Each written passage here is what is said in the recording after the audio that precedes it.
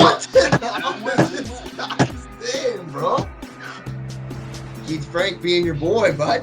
I'm just Does my nose look like Ric Flair's nose? We are the National Wrestling Clipping Alliance. Don't look at the camera. What? I'm getting flustered. You're gonna get one of these, bud. I'm Jess. And I'm Wes. And we are the National Wrestling Clipping Alliance, and you're watching the NWCA Podcast, the only wrestling podcast out there that doesn't just talk history, show history. Wes, we're back again, baby. Last week we were in London. We're moving forward. We're staying in Ontario. It's damn good to be back together and pumping these episodes out, bro. We're here. We're at it. We're into it. We're going on strong. We're marching along. And yeah, we're in the bit of the 50s groove right now. And you're in the groove because you're back. And that's all that matters to me. We're rocking it. And it's just great to be putting this back out again. Yeah, it's great to be back. We talked about what my situation last week, broken laptop, moving, all that crap. But let's put all that behind us and move forward, because that's the only way you can move in life is forward, just like we're moving forward in our episodes. So last week we were in London, 1957. I think that's the latest we've ever done.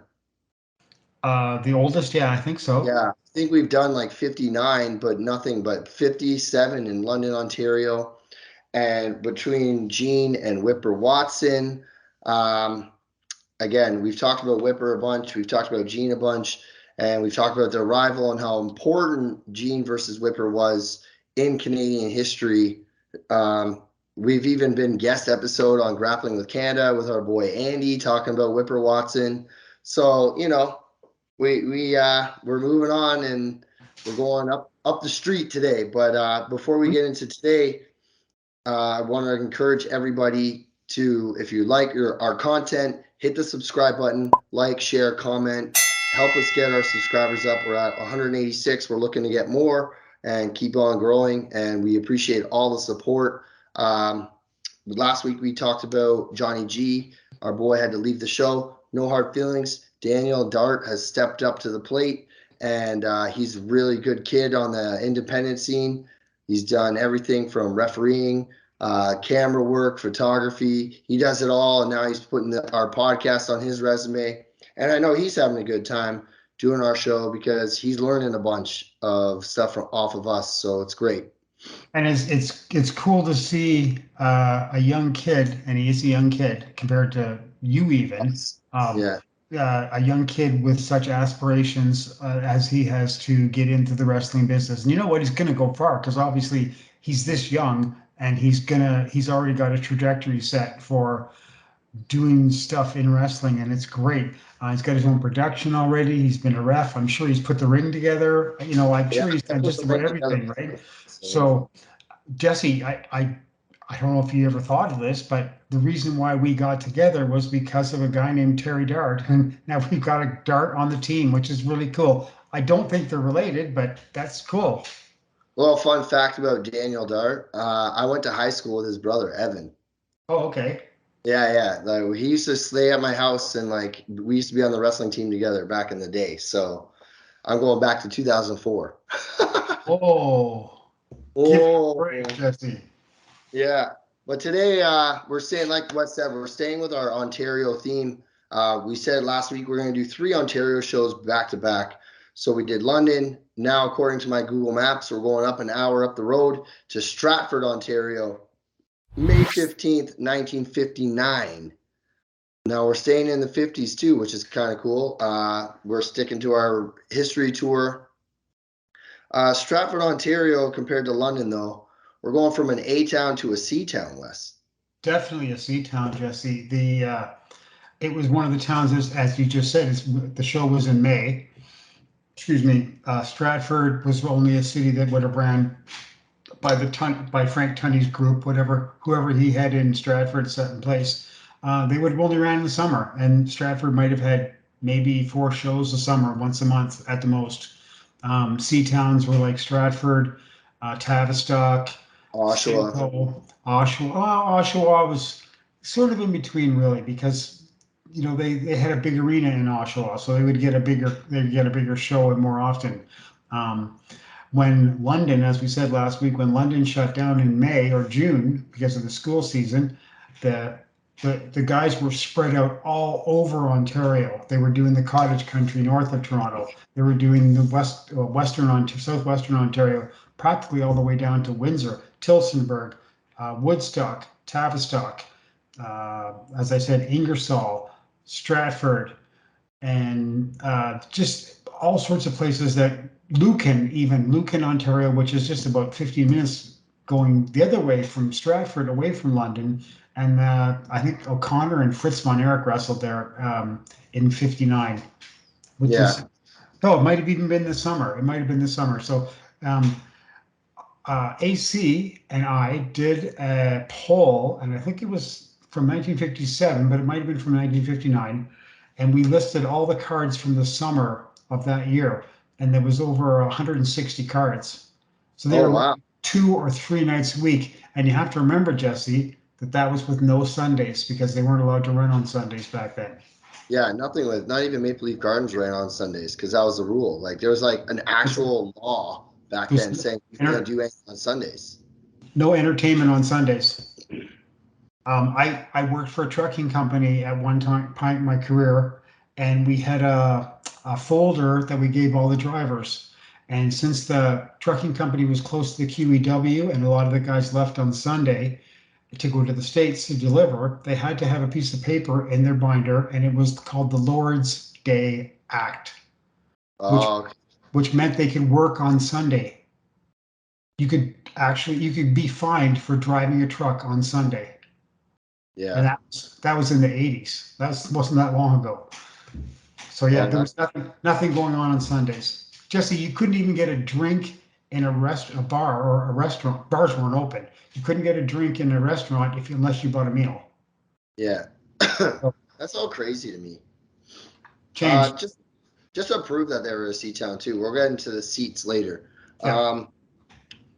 Let's set the scene, and then we'll talk about our sponsors. So let's set the scene. Again, usually when we set the scene, we name all the champions of the major promotions.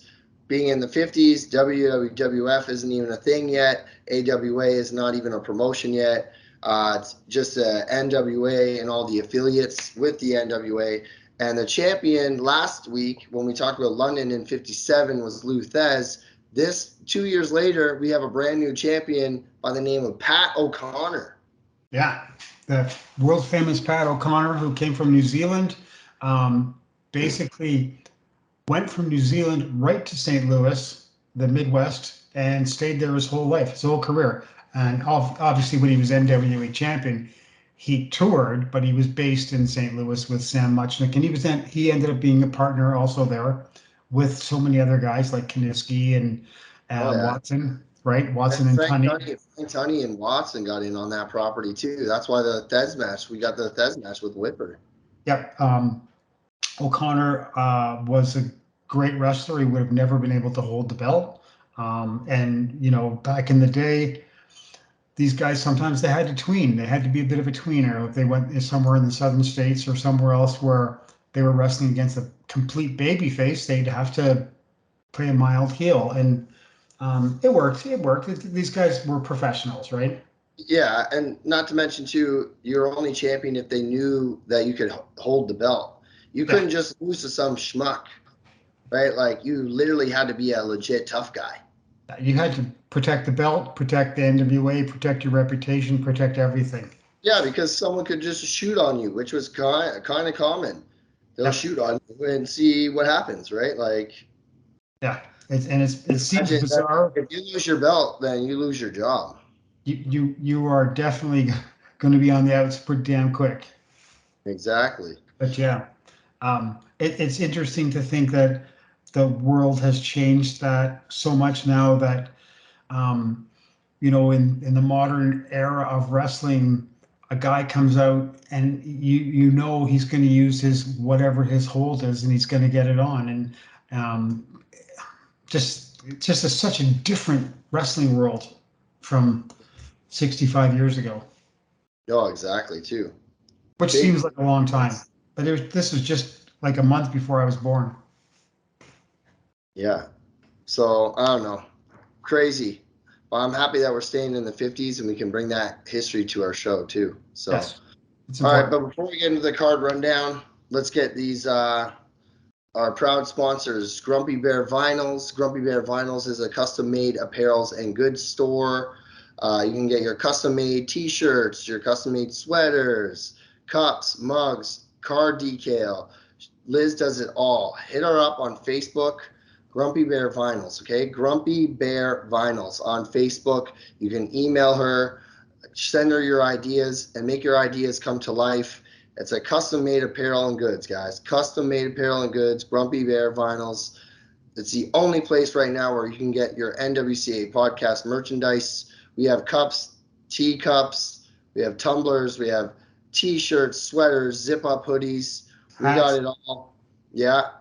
Get it all now through Grumpy Bear Vinyls. The proceeds of buying NWCA podcast merchandise from Grumpy Bear Vinyls also helps her business, but it also helps the show as we look to grow and become one of the biggest podcasts under the wrestling, pro wrestling history and pro wrestling banner. And we're at 186 subscribers, and we just keep on growing, guys. So thank you so much, Grumpy Bear Vinyls. Thank you for being a sponsor and for making our merchandise, and we hope to see everyone ordering from them soon. Now, to our other sponsor, Grand River Tea. Grand River Tea has been a sponsor of the NWCA podcast since day one. Grand River Tea is by another women entrepreneur out of Winnipeg. With Grand River Tea, you can save 15% off your final purchases while using the code NWCA at checkout. So go on grandrivertea.ca, check out all the premium loose leaf teas that are available.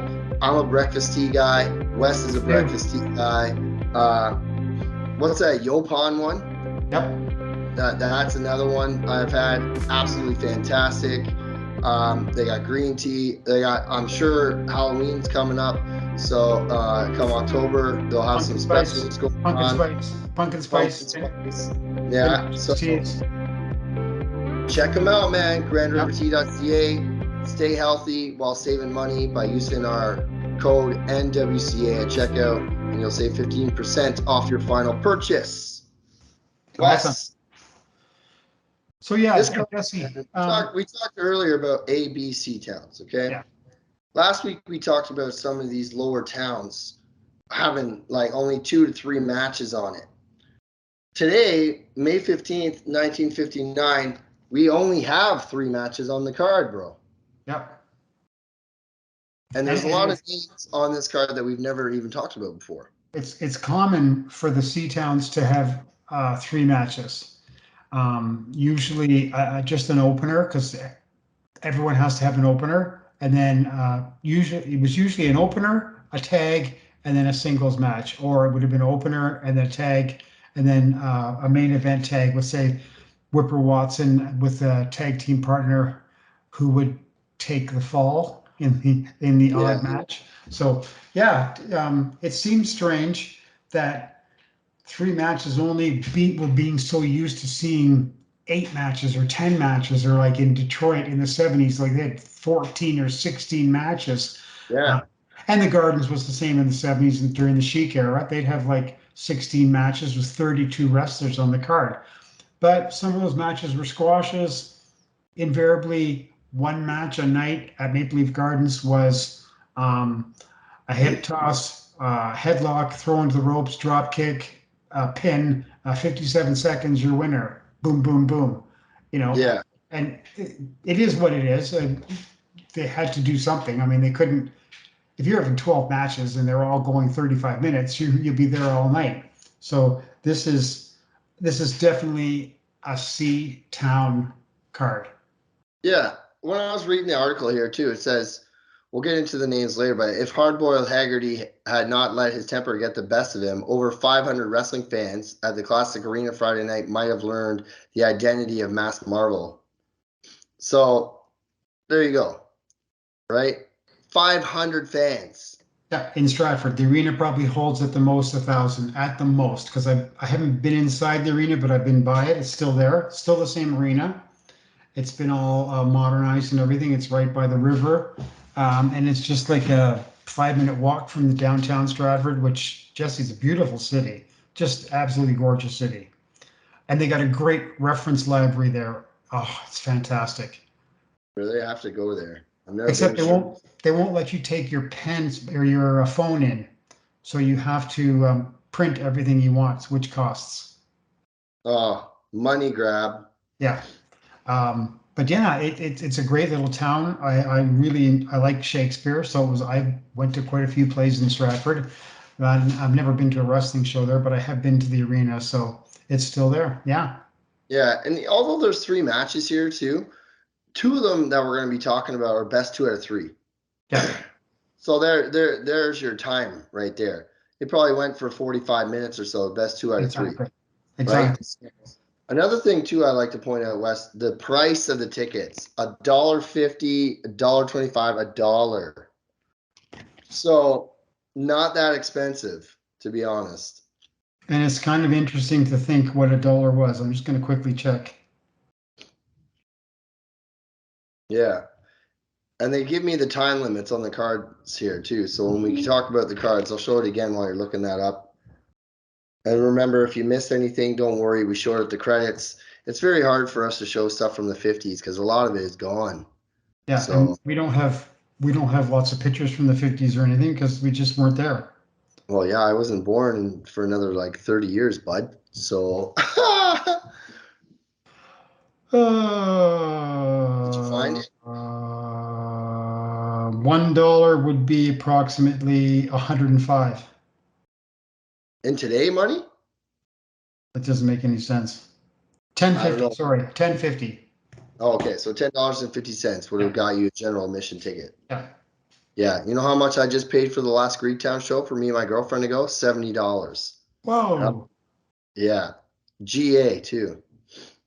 It was worth every penny. Not gonna lie. Okay, let's get into this card rundown, buddy. So the first match, it's cool. I said that they put time limits on here. So it's a 1 fall match, 30-minute time limit according to my clipping here. Okay, Yeah. I got this clipping out of the Terry Dart collection. That's why I have it. When I kind of inherited it from Greg Oliver. So Pat Flanagan versus Carl Kulaski. So yeah, Now, that probably would Pat have been Flanagan is a funny story, so we'll get into that too. that probably would have been Terry Dart's collection. Oh yeah. Because I don't think Terry Justice would have had anything from the 50s unless Terry Dart sent it to him. No, it was from the Terry Dart stuff for sure. Okay. Yeah, so Carl Kulaski had a pretty good career. Started in 1949, which is weird. But yeah, He's a Buffalo guy. went to the mid 60s. He also wrestled as Karl von Himmler and Karol Kowalski, Karol Kowalski. Lots of guys wanted to trade on Kowalski's name, right? We had a guy in the AWA areas called Stan Kowalski, or he was known as the Big K, and he was really famous in New York in the 50s, and then a brief run in the WWF, and then he came to work for Dave the Wildman in the early 70s also. But this guy is his real name was Charles Mesner Jr. He's out of Pennsylvania, and he died in 1998. And he married a lady wrestler, which is weird because he used KK, and his wife's name was Carol Carrada, which was a CC. Oh, that's cool. And Pat Flanagan, I mean, there's a famous story behind Pat Flanagan. What's that? What famous story? Oh, he was supposed to be the Whipper. Yes. Whipper Watson was supposed to be him. Yep. And he missed the boat going to Europe. And then Whipper, Billy Robinson or whatever, Whipper became Whipper there. Like that's how it's just like, oh, well, I've already promoted this guy, so I guess you're going to have to be him. And that's how he got his name. Yeah, and it's funny because Pat Flanagan's real name is Winnet Wingford Watson, Yeah. which is bizarre because why would you not have that name as your ring name? Yeah. It's a really cool name. And I imagine he probably did go like as a kind of a British guy or something at one point in his career with that kind of a name. But yeah, he had a really long career also. Flanagan did 34 to 69. So that's the 25 years in the ring. Now that's just wrestling though, right? Yes. Because he became a referee and commentator Long afterwards. time ref and commentator in the Toronto area, and he was one of the few guys that was in the inner circle. Oh, okay. He I'm not saying I know this. He may have been part-time booker. He might have had something to do with that also, because you see on some of these cards, Jesse, and I never thought to bring this up to you. A lot of these C and B cards and the summer cards and in the 50s, there's always, quote, a tunny guy on the card who would have been probably the guy who brought the money back to the office, True. was in charge of setting up the ring, blah, blah, blah, right? So, yeah, there's always a tunny guy like Flanagan or Lee Henning or guys like that. Fred Atkins also. These guys were always on the small cards that they were the boss. Yeah, it makes sense actually Yeah. because I mean Frank Tunney pretty much owned all of Ontario. Yeah. And Like I don't mean to disrespect like George Canyon or the Bearman or anything like that, but this was his province. yeah. He had a huge Tunney networking, a promoter in every state. Like look at Pat Meatloaf in Oshawa. He ran Oshawa for over 30 years. Yeah. Right? He ran that area for over 30 years. And So the sea towns were really, really popular because they were going to places where they didn't usually get wrestling.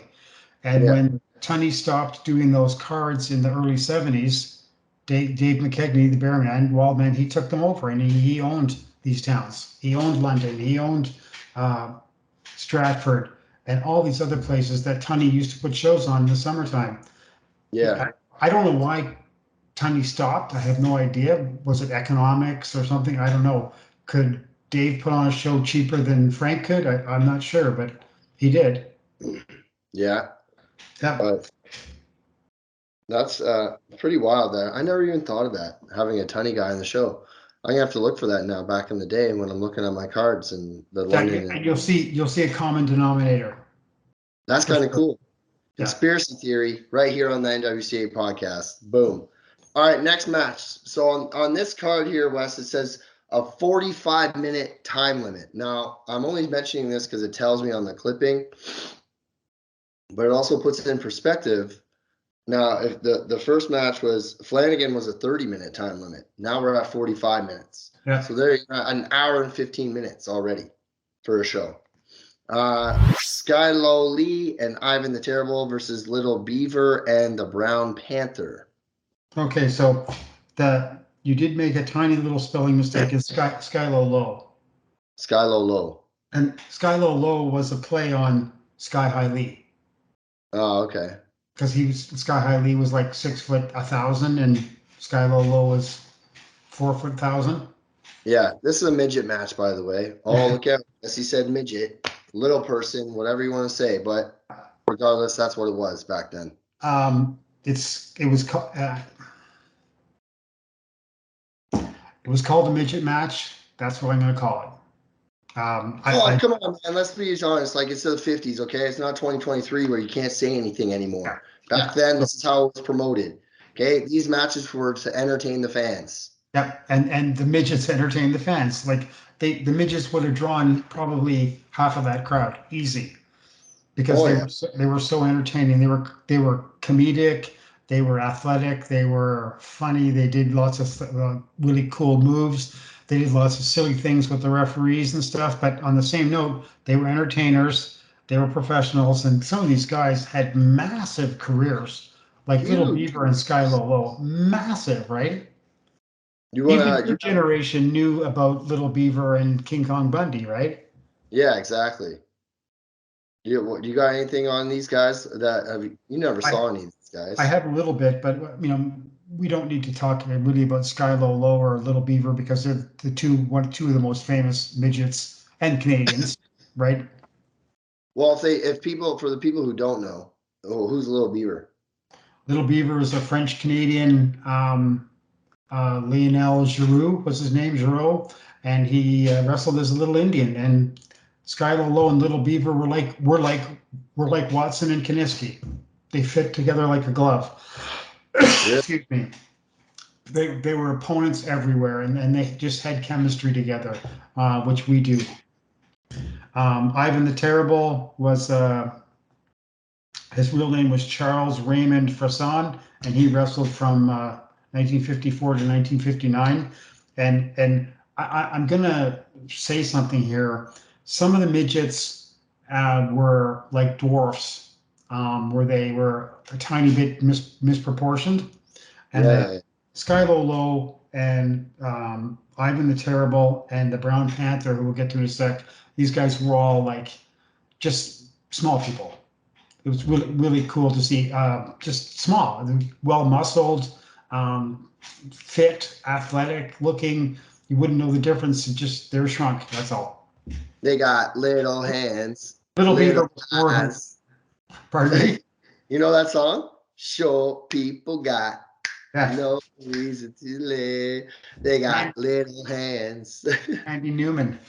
Andy Newman, that's the guy. Little Beaver was a little bit like that, but they were still great wrestlers. The Brown Panther had a really cool career, and he was I looked up some pictures. And I was like, oh man, this guy looked like a stud. He looked really, in my eyes, really cool, really, really, really cool looking. Like he could have been like, Yeah. What was that? The group that was in WWF, the colored black guys that were all like mobsters and gangsters and stuff in the 80s or something. In the 80s? Yeah, I don't know.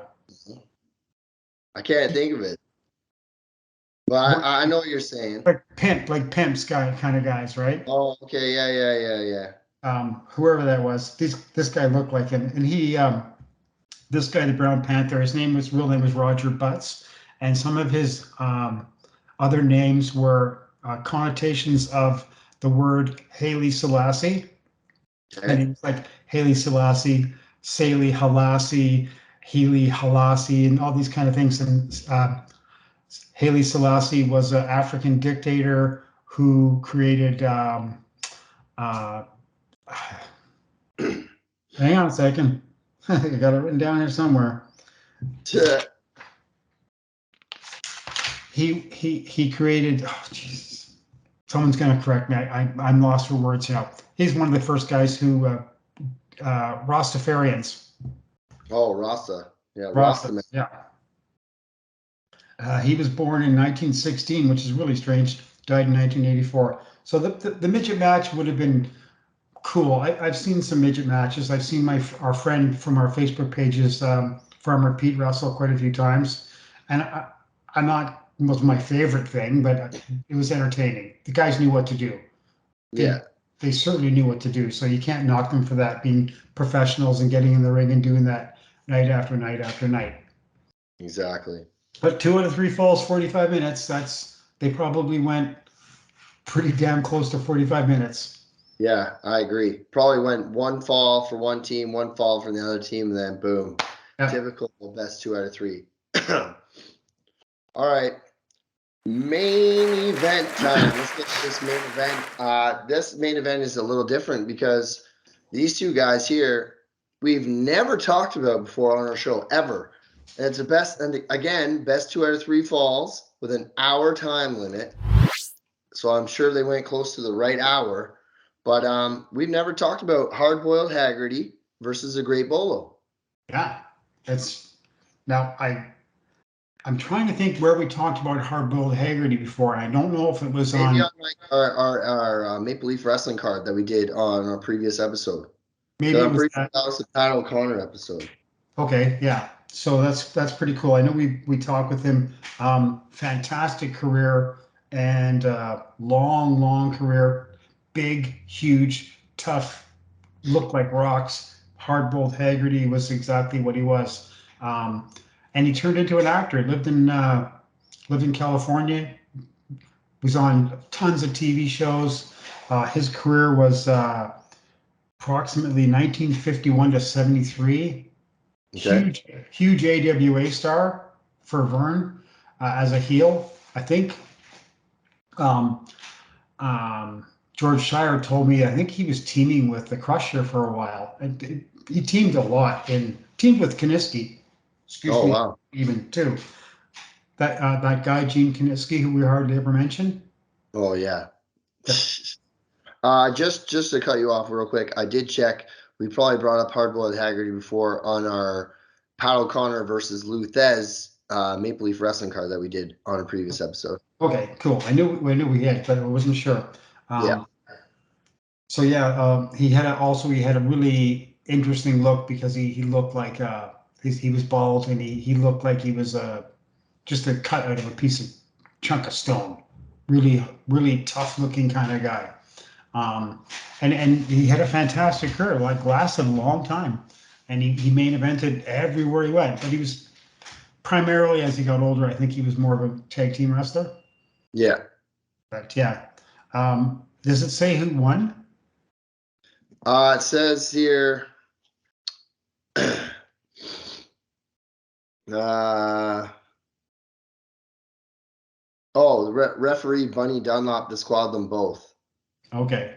So I'm guessing that the Great Bolo won because it says right here, if Hardboiled Haggerty had not let his temper get the best of him, over 500 wrestling fans at the Classic City Arena Friday night might have learned the identity of the masked marvel known as the Great Bolo.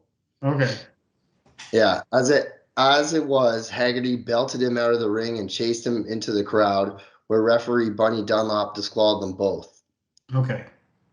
Yeah, so That was probably in the third fall. I'm sure it was. Yeah. But hey, So we know that the Great Bolo was commonly known as Al Lovelock. okay. Everyone thought that was his real name. And you know what? The idiot who wrote this down didn't put his real name down here. That's okay. Anyways, people can look it up. I always thought that his real name was Al Lovelock, but it was Al something. He had a pretty long career also, 1939 to 1969. Yeah.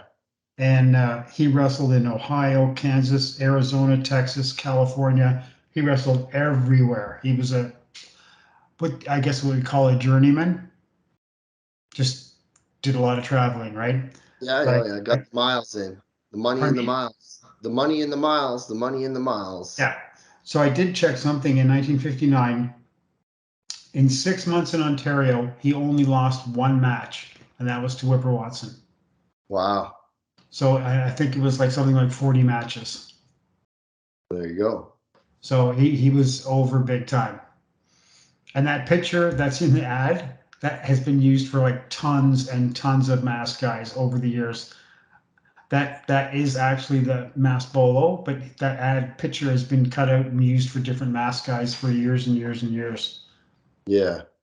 And there was other Bolos too that wrestled in the Mid Atlantic area in the 60s and 70s, and Okay. that was the guys who turned into the assassins from that area. Jody Hamilton. Jody Hamilton. Yeah, That's a big name too. that was a huge name. Yeah, Huge name. yeah. Pretty sure Jody Hamilton was the first guy to rock atop the top rope, right? No. No. How do I know Jody Hamilton? Jody Hamilton was one of the assassins from like Florida, Georgia. Yeah, but after that, he was Uh, somebody, sure. I don't know, he was a booker in Detroit for a while. Um, I'm looking it up because it's going to drive me nuts because you're I thinking, know, you're thinking of Don Jardine, yes, the that's boy, what I'm thinking of. this Canadian boy. Yes.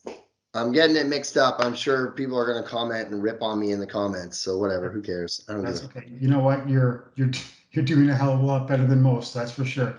Your osmosis is awesome of sucking this shit in. I'm Trying anyways. very proud of you. Well, And I'm proud of us for doing another episode. Episode, I think, is 33.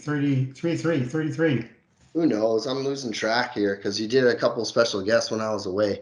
But if you like this episode and like the London episode, please, by all means, check out our other episodes that we have available on our YouTube channel. Go to the search bar, search up NWCA Podcast, hit the subscribe button so you always get the notifications when we put out episodes. Yep. Like, share, comment, correct us. Send us requests. We've done 3 episodes that are all fan requested. The NWO episode was a requested one. Memphis was a requested one. Montreal was a fan requested episode. Yep. I mean, we do take requests. So by all means, send it in. And if we can do it, we'll do it. If we have the stuff between our collections, we will do the fan requested episodes. No issues at all. Mm-hmm. Another way you can find us, guys, is on Facebook. We have 5 Facebook groups. What'd you say? We have how many members now across the board? Close to 4,100. 4,100. National Wrestling Clipping Alliance Group, Ontario Wrestling History Group, British Columbia Wrestling History Group, the Wildman Tribute page, and the Ric Flair Tribute page, okay? 5 groups, all dedicated, all different topics, posts daily. And not just by us. A lot of members are now getting involved and posting stuff and sharing their collections too. Jamie Greer is a big historian out of Windsor, Ontario, constantly sharing in our Ontario group and the NWCA group. We have people posting all the time. Family members come up to us. People from the East Coast of Canada posting. We got people from British Columbia posting on the BC page. Right. We got Kelly Kiniski, who is Gene's son. He's on the BC page. We forgot, because we haven't done this for a while, Jesse. We forgot to mention that if you have something, if your grandpa or your uncle or your whatever was a wrestler and you would like to find out something about him, tell us, ask us. Yeah, I mean, contact us. we've been stumped a couple times, massively stumped. But on the same note, we've helped so many people. We keep contributing and finding stuff for the Kurt Von Hess page, for a nice old page that she was on our podcast a while back for Kurt Von Hess. We love doing that. Adrian Adonis's daughter, Angie. Angie. We even emailed Dark Side of the Ring. I know I emailed them personally about her dad, so no credit, but it's fine. We help her out. You know what I mean? Yep. We helped Eric the Red's son. Yep, and his whole family. Yeah, his whole family. We've helped them out. And that's a big thing that we do that not a lot of people know that we do, is that we help connect the history. And if there's one thing that we do that not a lot of people do, we give everything for free. Exactly. We don't charge a dime. We just share the history to keep the history alive. So people like myself absorb it. Our editor, Daniel, who's just a kid, he's loving learning about the history content that we're producing. You know what I mean? It's all about sharing the history with everybody out there that's a true 100%. fan. We're not out here to make money. I mean, remember when we did our booklets, we sent 50 across the world. Didn't charge anybody a dime. Yeah. Say, here you go. This is what we're about. All right. So one thing I do want to bring up too is that if you're going to the Cauliflower Alley Club, look for us in the brochure and the program. That's right. That's cool. We have a small ad in the online and the brochure for the NWCA group of Facebook pages and our podcast. So that's awesome. Thank you, Vance, for helping us out with that. Yeah, and when we get our brochure, we'll show it with everybody too. So again, find us on our YouTube channel, NWCA Podcast, our 5 Facebook groups, NWCA group, Ontario Wrestling History, BC Wrestling History, Wildman Tribute page, Ric Flair Tribute page. Like, share, subscribe. Thank you to our sponsors, Grand River Tea and Grumpy Bear Vinyls. Thank you to Daniel Dart, our Double D behind the scenes, editing our show. Without him, we wouldn't even be able to do a show. And next week, we're staying in the 50s next week. I think it's 1959 again in Toronto. Yeah, so we're going down the ladder or something like that, but we're staying in the 50s and we're going to the A-Town, Toronto. Yes, the big place, the big town. The big place, Maple Leaf Gardens, baby. And you know what? I've seen not a lot of cards there, but I've seen enough cards, and I've heard the roof blow off the place. It's magic. It's great seeing like what you did last week. How many people were at the Greektown?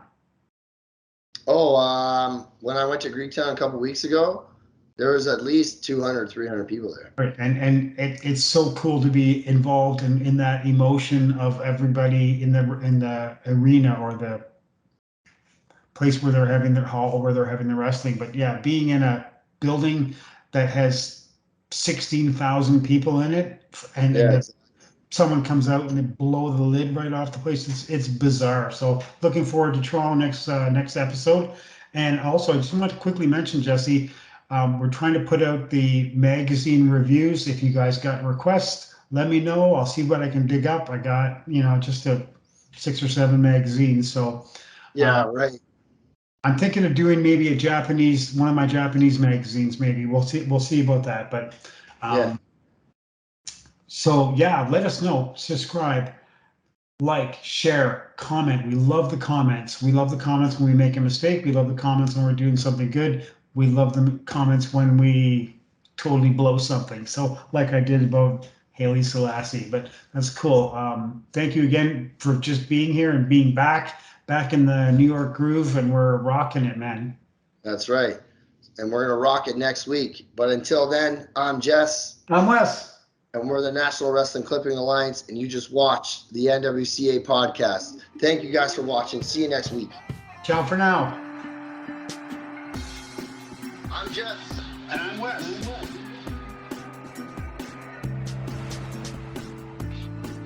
I'm Jess. And I'm Wes. We are the National Wrestling Clipping Alliance.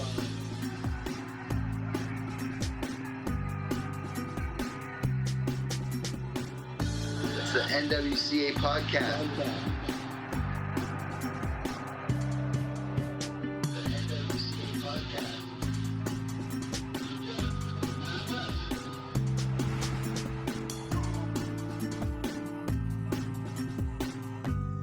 I love doing this, and I love you in a cool wrestling history kind of way. Hey, easy, man.